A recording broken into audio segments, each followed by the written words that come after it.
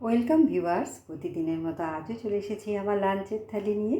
আজকে লাঞ্চে নিয়েছি সাদা ভাত, নিয়েছি এক টুকরো গন্ধরাজ লেবু, আর নিয়েছি খানিকটা শসা স্যালাড হিসেবে।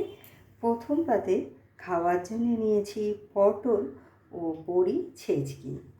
প্রথমে কড়াইয়ে তেলে বড়িগুলো দিয়ে ভেজে তুলে নিয়ে গুঁড়ো করে নিয়েছি।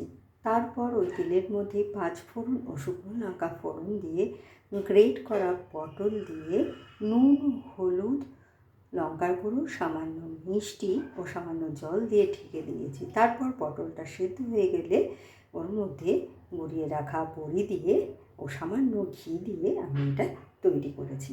নিয়েছি 2টো বেগুন ভাজা, তার সাথে খাওয়ার জন্য নিয়েছি অরহরের ডাল, যেটা আমি জিরে, শুকনো লঙ্কা ও কারি পাতা ফোড়ন দিয়ে রান্না করেছি, আর দিয়েছি একটু নুন, হলুদ, সামান্য মিষ্টি, আর নামানোর আগ দিয়ে একটু আদা বাটা এর মধ্যে আমি দিয়েছি। নিয়েছি আলু ও পনিরের রসা, যেটা আমি আদা, জিরে, ধনে, লঙ্কা ও টমেটো বাটা দিয়ে করেছি। নামানোর সময় দিয়েছি একটু গরম মশলার গুঁড়ো।